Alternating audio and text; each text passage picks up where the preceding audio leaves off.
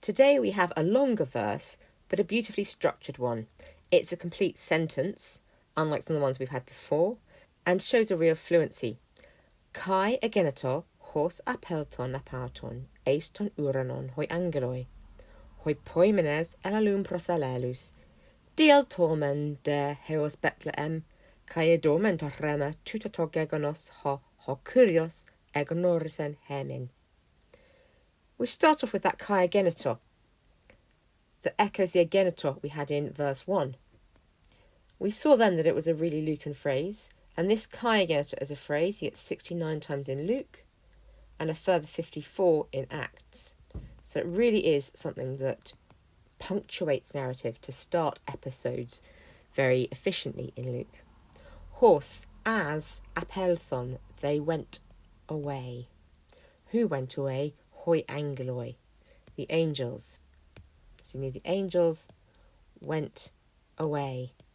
And then normal Greek here, once you've got ap elthon, the aorist of ap erchomai, you repeat the preposition. So you go ap elthon, ap auton, went away from them, where to, ace, into the heaven, the sky. Quite what you want to mean by that is something you could look at as a whole topic through Luke. And now we've got a really beautiful chiastic structure. So the angels have been postponed right till the end of the clause here. And then the shepherds are the subject of the next clause.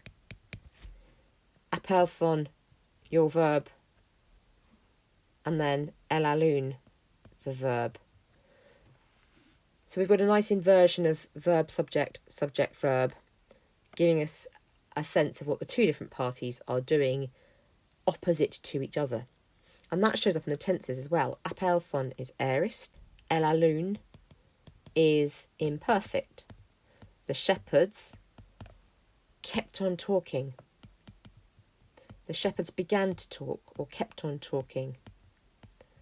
And one of the beautiful things about Greek is this word alelos, which we've got here in the accusative masculine plural, alelus. We're talking to one another. The reciprocal pronoun alelos gives you a real sense of the ability to do community in Greek. What do they say? Here we've got direct speech, not marked by anything in the language. We haven't got a hoti, we haven't got a participle. We've just got straight into a first person verb. Therefore, we've got to remove from the third person of the previous thing. Elalun they, diel thormen we. So we've now got to be in direct speech. And that omega there and the omega in idormen, both long vowels telling us we've got subjunctives here. These are jussive subjunctives. They give us orders. Let us go. Indeed. Let us now, right now, go as far as Bethlehem. And let us see. Torrema. Rema is a word. Now, you're probably used to logos as word. Absolutely, we can use logos for a word, just like we can use lego for speak. But you've got neither of those roots in this passage. You've got laleo and rema.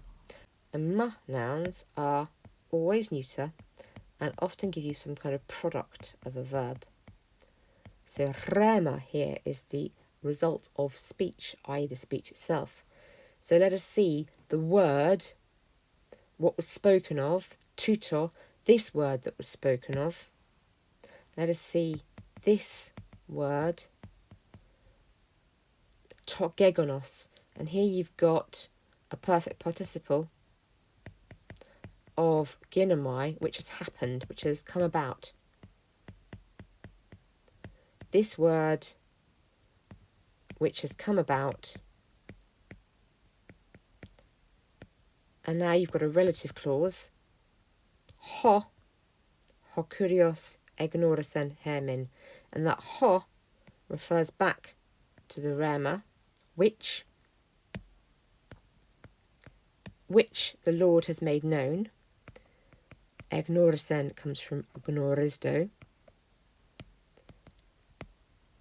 And gnoristo gives you your gn root that is the same under knowledge. That's your gn.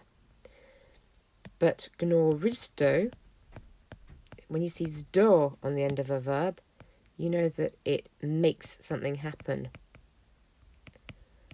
So it's a really useful suffix for making words happen in Greek, which the Lord has made known, hermin, for us, or to us.